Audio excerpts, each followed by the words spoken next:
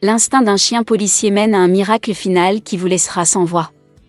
Au milieu du froid mortel des montagnes, un chien policier nommé Axel a fait face à son plus grand défi. Ses sens aiguisés l'ont guidé à travers le danger, menant à une découverte de sauvetage enfouie profondément sous la neige. Un petit avion survolait de hautes montagnes enneigées. Le soleil brillait de mille feux, mais le vent froid était fort. L'avion tremblait tandis que le vent le poussait violemment d'un côté à l'autre. Dans le cockpit, le pilote tenait fermement les commandes. Il serra les dents et essaya de stabiliser l'avion. « Nous allons nous en sortir », murmura-t-il pour lui-même, espérant que la tempête se calmerait bientôt. Les passagers étaient assis tranquillement, la peur sur leur visage. Certains se tenaient la main. D'autres fermaient les yeux et murmuraient des prières. L'avion trembla à nouveau, plus fort cette fois. Le vent hurlait comme une bête sauvage à l'extérieur. Des bagages tombèrent des compartiments supérieurs, atterrissant avec des bruits sourds. Un bébé pleurait à l'arrière de l'avion, et une mère essayait de calmer son enfant. Puis, un bruit fort provint du moteur. Il toussa, pétarada, puis s'arrêta. Le silence était terrifiant. Les yeux du pilote s'écarquillèrent tandis qu'il vérifiait les commandes. « Mayday ! Mayday !» lança-t-il à la radio, sa voix tremblant. Mais il n'y eut pas de réponse. La radio était morte. Le moteur était tombé en panne. L'avion commença à tomber. À l'intérieur, des cris remplissaient la cabine. Le pilote luttait pour contrôler l'avion, mais il tombait trop vite. Il tira sur le levier d'urgence et cria aux passagers « Attachez-vous !» L'avion heurta le flanc d'une montagne enneigée avec un bruit fracassant. Le son résonna à travers les montagnes comme le tonnerre. Les ailes se déchirèrent tandis que l'avion glissait le long de la pente glacée. Finalement, il s'arrêta dans la neige profonde. Des morceaux brisés de l'avion gisaient éparpillés tout autour. De la fumée s'élevait dans l'air glacial. À l'intérieur de l'épave, c'était le chaos. Certains passagers saignaient. D'autres étaient piégés sous des sièges brisés. Un jeune homme essaya de bouger, mais sa jambe était coincée. Il cria « À l'aide !»« S'il vous plaît, à l'aide !» Une autre femme rampa à travers les débris, appelant sa fille. « Anna ! Où es-tu » Elle trouva la petite fille sous un siège et la serra contre elle. Toutes deux tremblaient de peur et de froid. Le pilote, meurtri mais vivant, lutta pour détacher sa ceinture de sécurité. Il savait qu'ils étaient en grave difficulté. Ils étaient au milieu de nulle part. La neige était profonde, et le froid était mortel. Il essaya à nouveau la radio d'urgence, espérant que quelqu'un l'entendrait. Mayday ! Accident d'avion, dans les montagnes, des gens blessés, nous avons besoin d'aide. Sa voix se brisa. La radio envoya un signal faible avant de se taire à nouveau. Au loin, dans une station de secours chaude au pied des montagnes, une équipe de sauveteurs entendit le faible message. La station bourdonna d'activité tandis que les radios s'animaient. « Nous avons un rapport d'accident », cria un sauveteur. « Un avion s'est écrasé dans les montagnes. Nous ne connaissons pas encore l'emplacement exact. Nous devons agir vite. » Le chef de l'équipe de secours, le capitaine Dubois, rassembla son équipe. « Écoutez. Nous avons des blessés là-haut. Il neige abondamment, et la température baisse rapidement. Si nous ne les trouvons pas bientôt, ils ne survivront pas. » À ce moment-là, Dupont, l'un des sauveteurs, entra avec son chien, Axel. Axel était un grand berger allemand fort avec des yeux perçants et un nez qui pouvait suivre les odeurs même par temps rude. Il avait autrefois servi dans la police mais faisait maintenant partie de l'équipe de secours. Dupont s'agenouilla à côté d'Axel et caressa son épaisse fourrure. « Tu es prêt, mon garçon » demanda-t-il doucement. Les oreilles d'Axel se dressèrent. Il aboya une fois, fort et clair, comme pour dire « Je suis prêt ». Dupont sourit et se leva. « Bien. Nous aurons besoin de ton aide pour les trouver. » L'équipe attrapa rapidement son équipement, des vêtements chauds, des cordes et des trousses de premier secours. Des motoneiges attendaient à l'extérieur, les moteurs ronronnant. Le capitaine Dubois donna les dernières instructions. « Nous allons nous diviser en 2 équipes. Gardez vos radios allumées. Rappelez-vous, le temps est essentiel. » Dupont et Axel rejoignirent la première équipe. Lorsqu'ils sortirent, l'air froid les frappa comme une gifle. Des flocons de neige tourbillonnaient autour d'eux, rendant difficile de voir. Mais Axel n'hésita pas. Il renifla le sol, puis leva la tête, prêt pour la mission. Dupont suivit, sachant qu'il pouvait faire confiance à l'instinct d'Axel. L'équipe de secours partit, leur motoneige coupant à travers la neige profonde. La tempête faisait rage autour d'eux, mais ils ne s'arrêtèrent pas. Des vies dépendaient d'eux. Loin devant, l'avion brisé gisait silencieux, enfoui dans la neige. La fumée de l'épave s'estompait. À l'intérieur, les survivants se blottirent les uns contre les autres pour se réchauffer, attendant un miracle. Ils n'avaient aucune idée que l'aide était déjà en route. Axel mena la charge, ses pattes se déplaçant rapidement dans la neige. Ses sens étaient en alerte maximale. Il pouvait sentir quelque chose au loin, faible, mais là. Il aboya, signalant à Dupont. « Il a quelque chose », cria Dupont aux autres. L'équipe avança, leur espoir grandissant. Le temps était compté, mais le sauvetage avait commencé. L'équipe de sauvetage s'effrayait un chemin à travers la neige profonde. Leurs bottes s'enfonçaient à chaque pas et le vent leur mordait le visage. Le froid était vif, transperçant leurs lourds manteaux. Les flocons de neige dansaient autour d'eux comme de minuscules étincelles blanches, brouillant le chemin devant eux. Dupont tenait la laisse d'Axel mais lui laissait un peu de mou. « Vas-y, mon garçon », dit doucement Dupont. Axel aboya et courut en avant. Ses pattes laissèrent des traces dans la neige fraîche. Il baissa son nez vers le sol, reniflant toute trace de vie. Il était concentré et déterminé. Les autres membres de l'équipe se déplaçaient derrière Dupont. Ils marchaient lentement, leur corps lourd de neige et d'équipement. Le froid leur piquait les mains et le visage. Le capitaine Dubois cria depuis l'arrière, « Restez ensemble. Nous ne pouvons pas nous permettre de perdre qui que ce soit dans ce temps. » L'équipe hocha la tête et continua d'avancer. Axel a ouvert la voie. Ses oreilles tressaillaient en écoutant les sons qui l'entouraient. La neige étouffait tout. C'était trop calme, à l'exception du vent qui hurlait comme un animal sauvage. Axel renifla à nouveau, espérant un indice. Il n'a pas abandonné. Son travail consistait à retrouver des personnes. Dupont faisait entièrement confiance à Axel. Ils travaillaient ensemble depuis des années. Axel avait déjà sauvé des vies et Dupont savait qu'il le ferait à nouveau. Les doigts de Dupont se resserrèrent sur la corde attachée à l'équipe. Il jeta un coup d'œil en arrière pour vérifier les autres. Ils étaient fatigués, mais ils ne se sont pas plaints. Soudain, le vent est devenu plus fort.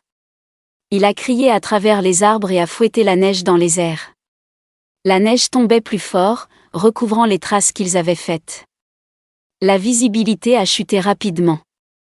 Dupont pouvait à peine voir Axel, qui n'était qu'à quelques pas devant. « Axel !» « Ralentis !» cria Dupont par-dessus le vent. Le chien s'arrêta et tourna la tête. Ses yeux sombres brillaient à travers la tempête. Dupont le rattrapa et s'accroupit à côté de lui. Il tapota la tête d'Axel. « Bon garçon », murmura-t-il. Mais la tempête ne montra aucune pitié. La neige s'amoncelait de plus en plus autour d'eux et le vent rendait difficile de se tenir debout. « La tempête empire », cria l'un des sauveteurs. Le capitaine Dubois était d'accord. « Nous devons être prudents. Nous pourrions nous perdre ici. » Il fit signe à tout le monde d'attacher ses cordes ensemble. Si quelqu'un glissait ou tombait, les autres pourraient le retenir. Axel secoua son corps, envoyant la neige voler de sa fourrure. Il a continué à avancer, mais la neige a commencé à lui recouvrir le nez. Il s'arrêta et secoua la tête. La neige rendait difficile de sentir quoi que ce soit. Il griffa le sol, puis leva le nez pour renifler l'air à la place. Son corps se raidit. Il sentait quelque chose de faible, quelque chose de différent du froid et de la neige. Dupont remarqua la soudaine vigilance d'Axel. « Qu'est-ce que c'est, mon garçon ? As-tu trouvé quelque chose ?» Axel aboya 2 fois et avança de quelques pas. Mais le vent rugit plus fort, les repoussant comme une main géante. La tempête était trop forte pour continuer. Le capitaine Dubois pointa une zone rocheuse à proximité. Là.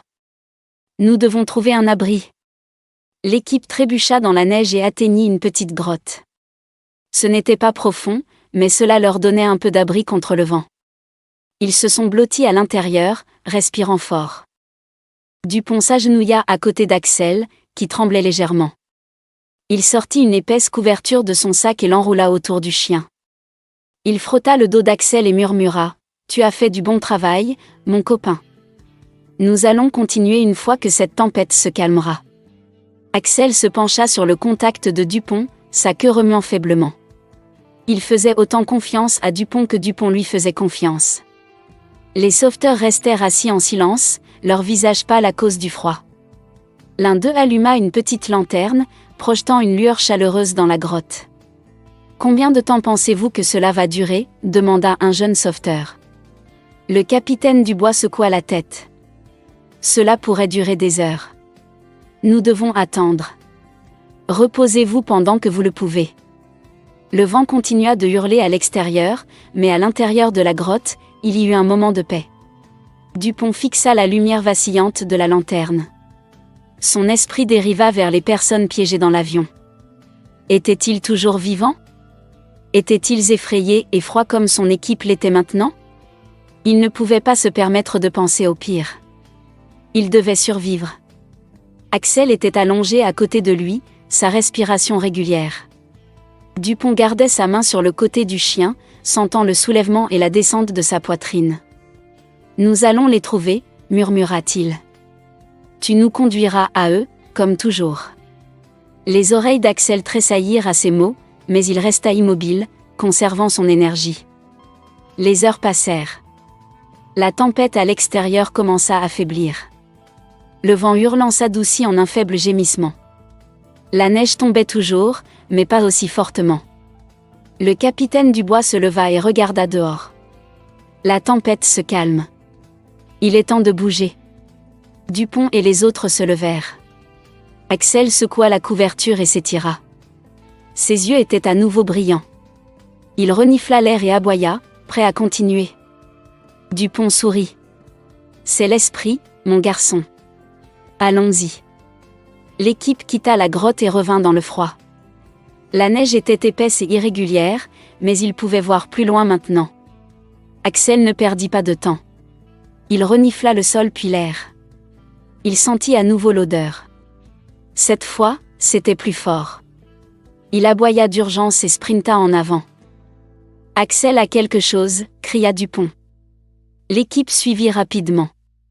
Leurs cœurs battirent plus vite d'espoir. La recherche n'était pas terminée, mais ils étaient plus près maintenant. Plus près de sauver des vies. L'équipe de sauvetage avança jusqu'à ce qu'ils le voient l'avion accidenté. Il était à moitié enfoui dans la neige, sa structure métallique tordue et brisée. La fumée ne s'en élevait plus. Le seul son était le doux murmure étrange du vent. Dupont leva la main pour signaler aux autres de s'arrêter. « Le voilà », dit-il doucement. Il prit une profonde inspiration. Ils avaient trouvé le lieu de l'accident, mais que trouverait-il à l'intérieur ? Il jeta un coup d'œil à Axel, qui restait immobile, les oreilles dressées. Axel renifla l'air, puis regarda Dupont comme s'il sentait déjà ce qui allait arriver. L'équipe se précipita vers l'avion.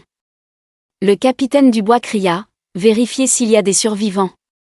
Soyez prudents, cette structure pourrait s'effondrer à tout moment. » Ils se déplacèrent rapidement mais prudemment.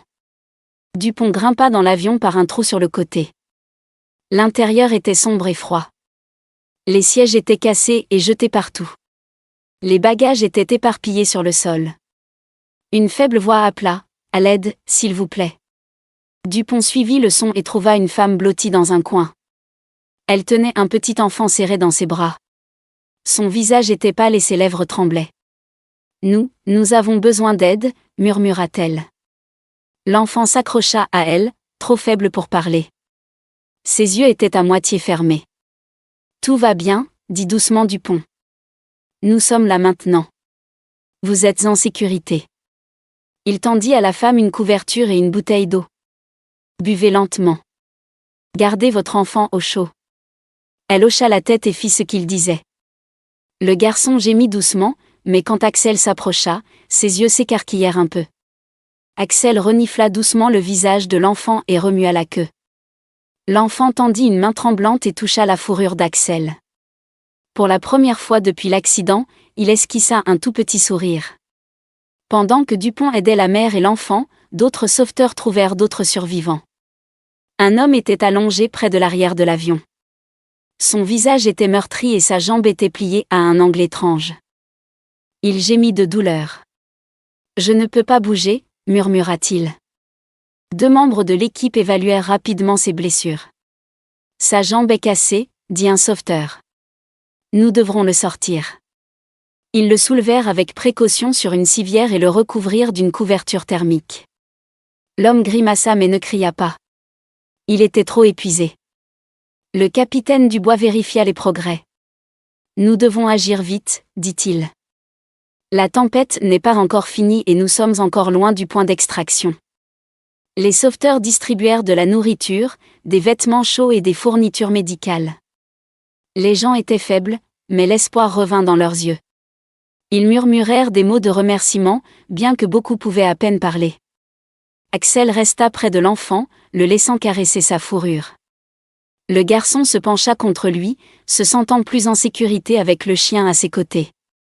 Puis, sans avertissement, le sol trembla. Un grondement profond résonna à travers les montagnes. Le cœur de Dupont se mit à battre la chamade. « Qu'est-ce que c'était » demanda-t-il à voix haute. La réponse vint rapidement, un craquement sonore résonna à travers les sommets enneigés. « Avalanche » cria le capitaine Dubois. « Courez ! Éloignez-vous de l'avion !» Les sauveteurs se précipitèrent pour déplacer les survivants. La neige dévala la montagne comme une vague blanche. Elle se déplaça plus vite que quiconque ne pouvait réagir. Dupont attrapa la main de la mère et la tira vers la sécurité. « Nous devons partir » cria-t-il. Axel aboya d'urgence et tira sur la veste de l'enfant. Le garçon hésita une seconde, puis suivit l'exemple du chien. Axel le guida loin de la neige qui s'engouffrait. Derrière eux, un mur de glace et de débris s'abattit sur l'épave, enterrant des parties de celle-ci sous plusieurs mètres de neige. Lorsque l'avalanche s'arrêta finalement, tout redevint calme. Mais la scène était pire qu'avant. Certains des survivants étaient piégés sous la nouvelle couche de neige. Les yeux de Dupont s'écarquillèrent lorsqu'il vit la destruction. « Oh non ! Nous devons creuser », ordonna le capitaine Dubois. L'équipe attrapa rapidement des pelles et commença à déblayer la neige. Chaque seconde comptait. Les oreilles d'Axel tressaillirent. Il s'éloigna des autres et renifla le sol. Il sentit quelque chose, une faible odeur de vie sous la neige. Il aboya fort et commença à creuser avec ses pattes. La neige vola dans toutes les directions alors qu'il travaillait furieusement. Dupont remarqua Axel et courut vers lui. « Qu'est-ce que c'est, mon garçon ? As-tu trouvé quelqu'un » Axel aboya à nouveau et continua de creuser. Dupont tomba à genoux et aida. La neige était profonde et lourde, mais ils ne s'arrêtèrent pas. Le nez d'Axel lui disait que quelqu'un était vivant sous toute cette neige. Finalement, ils découvrirent une main. Le cœur de Dupont battait la chamade. « Nous avons quelqu'un ici » cria-t-il aux autres. L'équipe se précipita pour aider. Ensemble, ils sortirent un homme de la neige. Il respirait à peine, son visage pâle et froid. « Nous devons le réchauffer » dit un médecin. Ils enveloppèrent l'homme dans des couvertures et vérifièrent ses signes vitaux. Il était vivant, mais à peine. Dupont laissa échapper un soupir de soulagement. Il l'avait trouvé à temps. Mais le danger n'était pas fini. L'hélicoptère était encore loin et la tempête pouvait revenir à tout moment. Le capitaine Dubois donna des instructions rapides. « Nous ne pouvons pas rester ici. Nous devons déplacer les survivants vers un endroit plus sûr. Descendons-les de la montagne. » L'équipe s'organisa rapidement. Ils transportèrent les blessés sur des civières et aidèrent les autres à marcher. Axel resta près de l'enfant, le guidant à travers la neige profonde. Le garçon s'accrocha fermement à sa veste, faisant entièrement confiance au chien. Dupont regarda autour de lui son équipe et les survivants. Ils étaient fatigués et froids, mais ils n'abandonnèrent pas. La montagne avait essayé de les enterrer, mais ils avaient riposté. Ensemble, ils se mettraient en sécurité. Avec Axel ouvrant la voie, l'espoir restait vivant. L'équipe s'est déplacée prudemment dans la neige. Ils transportaient les survivants blessés sur des civières. Certains survivants s'appuyaient sur les sauveteurs pour obtenir de l'aide, leurs jambes étant trop faibles pour marcher seules. Le vent froid hurlait doucement, mais la tempête était passée. Dupont a ouvert la voie, avec Axel marchant devant lui. « Restez ensemble », cria le capitaine Dubois. « Nous ne sommes pas encore hors de danger. » Axel renifla l'air, le nez près du sol. Il chercha un chemin sûr. La neige profonde rendait la marche lente et difficile. Les bottes des sauveteurs s'enfonçaient à chaque pas. Les survivants frissonnaient, le visage pâle. Mais ils ont continué à bouger. Ils n'avaient pas le choix. Soudain, Axel s'arrêta. Ses oreilles se dressèrent et il se figea sur place. « Qu'est-ce que c'est, mon garçon ?» demanda Dupont, observant attentivement le chien. Axel ne bougea pas. Ses pattes se sont enfoncées dans la neige, sentant quelque chose. Puis, le sol trembla légèrement sous lui. Un craquement résonna dans l'air froid. Avant que Dupont ne puisse réagir, la glace sous les pieds d'Axel se brisa. « Non !» cria Dupont, le cœur battant la chamade. La fissure s'élargit et Axel tomba à travers. Son corps disparut dans le trou sombre en dessous. « Axel !» hurla Dupont, tombant à genoux. Il rampa jusqu'au bord et regarda en bas. Le trou était profond et les murs étaient glissants de glace. Pendant un instant, tout ce qu'il entendit fut le silence. Puis, un faible aboiement résonna dans les profondeurs. « Il est vivant !» dit Dupont, le soulagement le submergeant. Axel aboya à nouveau, mais il était clair qu'il ne pouvait pas grimper seul. Il était piégé dans l'obscurité glacée. « Nous devons le faire sortir !» cria Dupont à l'équipe. Il attrapa rapidement une corde dans son sac et l'attacha autour de sa taille. « Je descends. »« Sois prudent », avertit le capitaine Dubois. Les autres sauveteurs tinrent fermement la corde pendant que Dupont se laissait descendre dans le trou. La glace était glissante et ses pieds avaient du mal à trouver de l'adhérence. Il se déplaça lentement, craignant de tomber plus profondément. L'air froid dans le trou était vif et mordant. « Axel, j'arrive », appela Dupont. Il vit le chien en bas, debout sur une étroite corniche. Les yeux d'Axel reflétaient la faible lumière d'en haut. Il remua faiblement la queue quand il vit Dupont. Dupont atteignit la corniche et s'accroupit à côté d'Axel. Il caressa la fourrure du chien. « Bon garçon. Tu es resté fort », murmura-t-il. Il enroula une autre corde autour du corps d'Axel. « D'accord, sortons d'ici. » L'équipe au-dessus commença à tirer. Dupont se cramponna fermement à Axel pendant qu'ils étaient soulevés lentement vers le haut. Les murs de glace semblaient se refermer autour d'eux. À un moment donné, le pied de Dupont glissa et il perdit presque l'équilibre. Son cœur battait la chamade de peur. Mais l'équipe tira plus fort, le maintenant stable. Après ce qui sembla une éternité, Dupont et Axel atteignirent le sommet. Des mains les attrapèrent et les sortirent du trou. L'équipe acclama doucement. Dupont s'assit dans la neige, reprenant son souffle.